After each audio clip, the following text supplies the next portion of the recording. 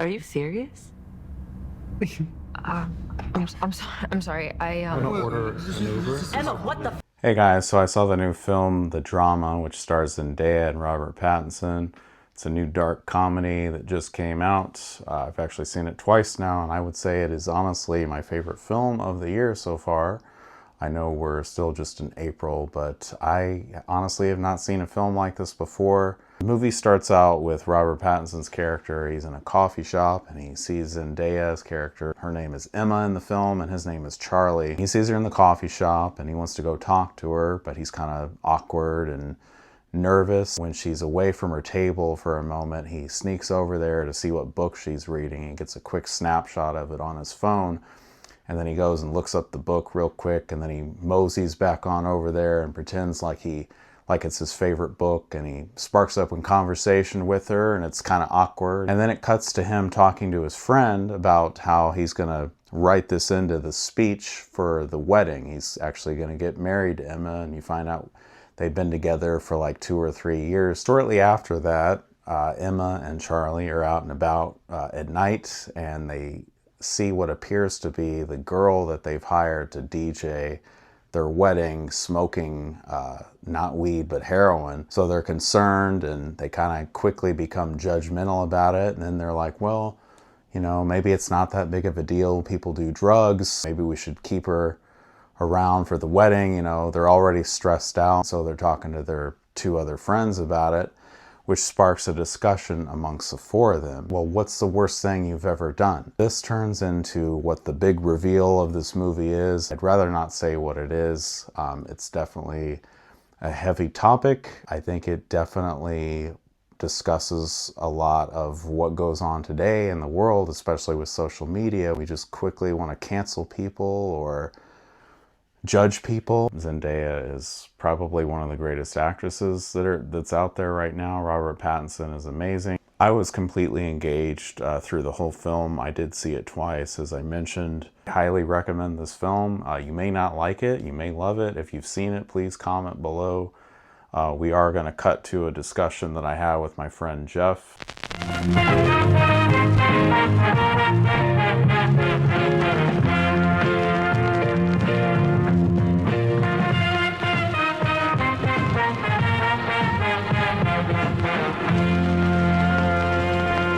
I mean, this is the appropriate attire to wear to the movie we saw, The Drama. Yes, exactly. As your local jean jacket wearing hipster, this is, yes. The guy sitting next to you, who I could have sworn was in a band with you at one point, or Damon.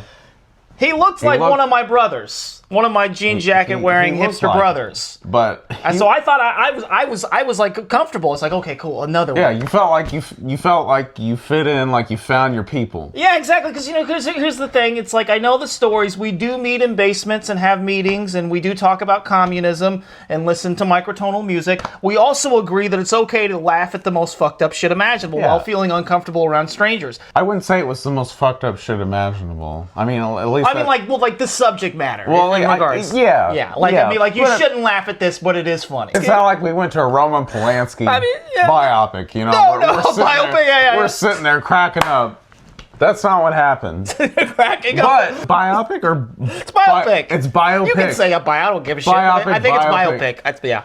If you got one of your brothers in the room with you, another jean jacket wearing hipster, you can feel some solidarity. You're not alone.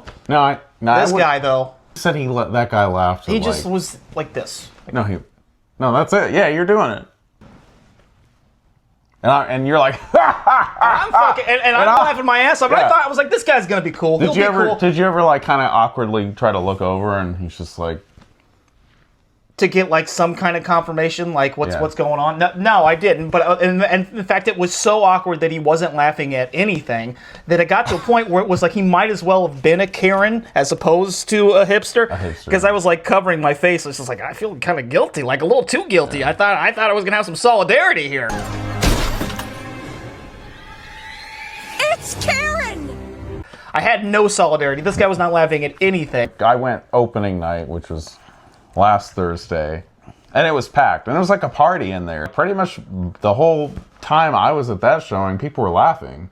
Yeah. So I was, kind of anticipating we'd get the same experience when we went. I'm almost glad I didn't have that experience. Yeah. Because that's because as someone who likes bleak, pitch black comedy, it almost doesn't feel right when you're in a room of people that get it. Like, you almost need to feel uncomfortable laughing, but at the same time, it was a little too awkward. I wish there was like at least one other person. It seemed like that we were literally the only two people in that room laughing. The guy was sitting right next to me.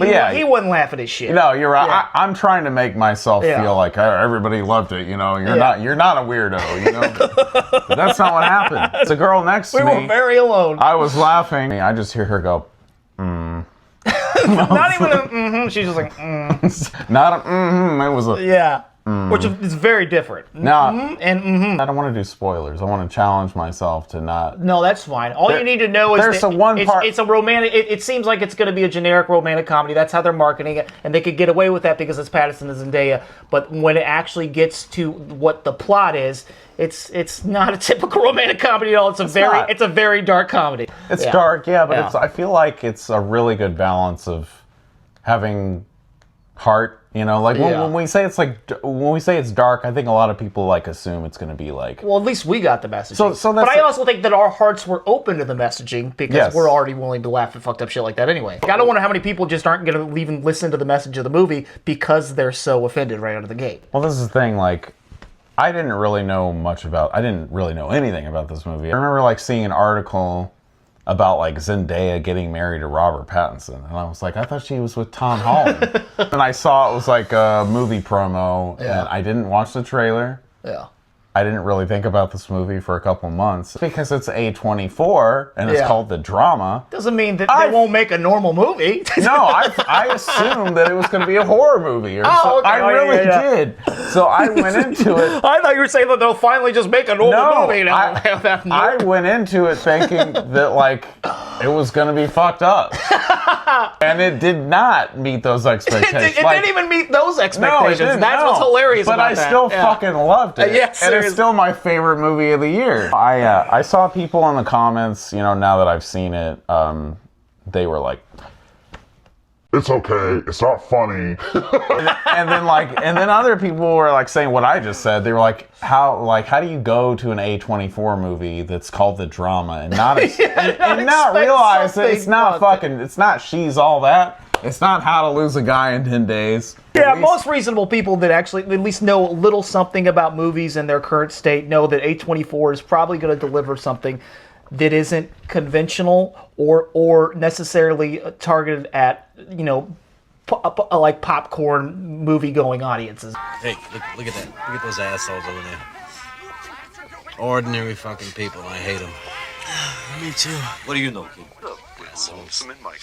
Let's go get a drink.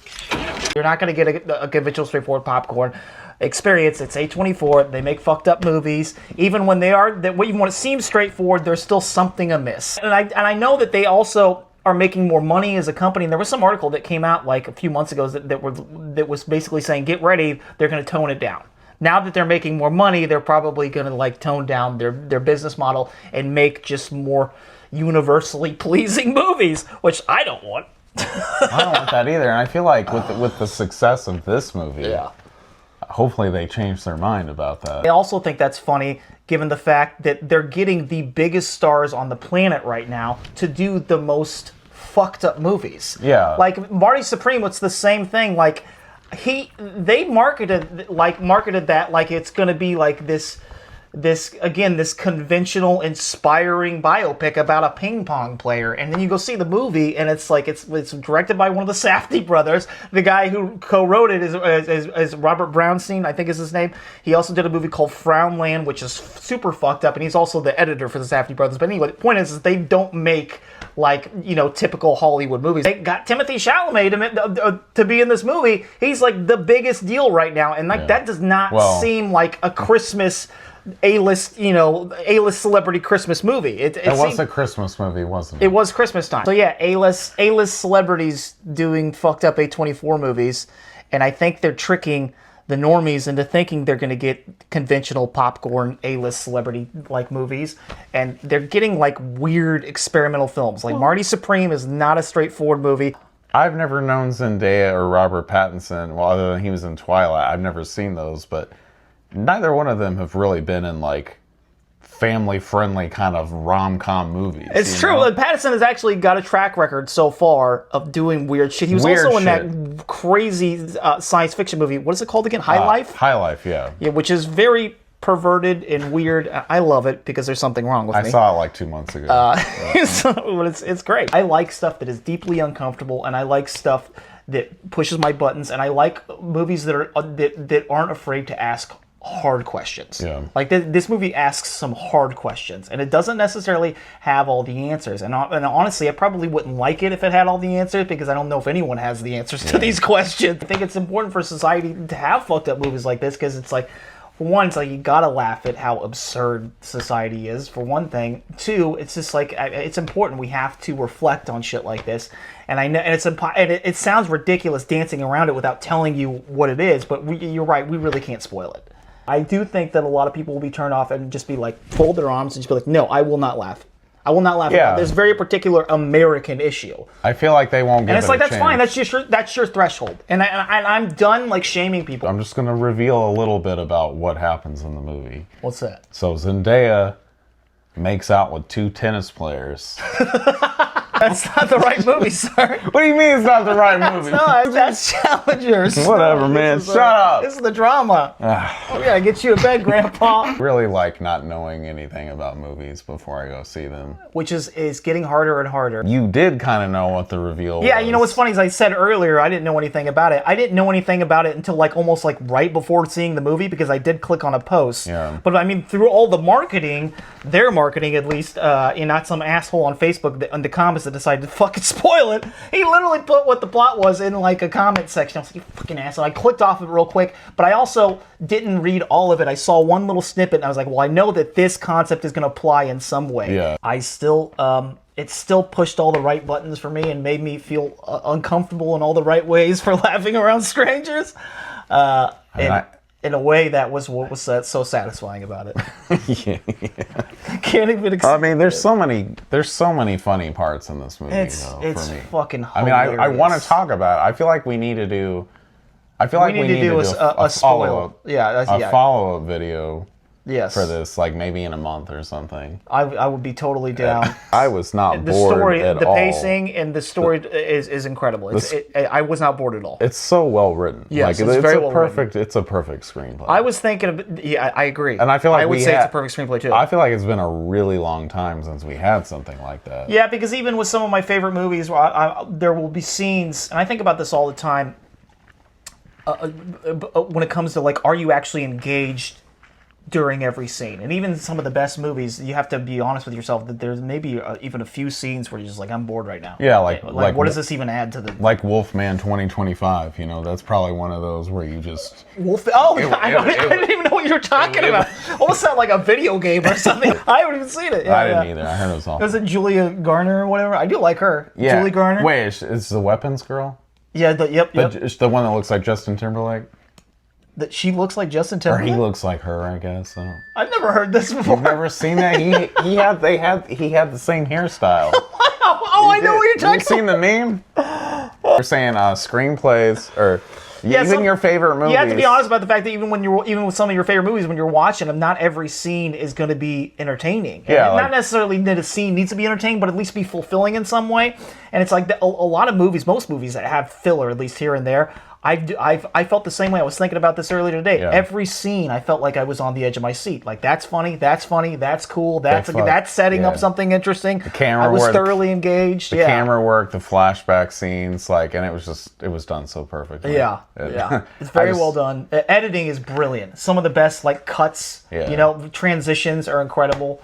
I love the idea of a cinematic punchline, not necessarily a punchline that's in the dialogue itself, but like something that is set up by the movie by editing. This movie has that it done beautifully well. Yeah.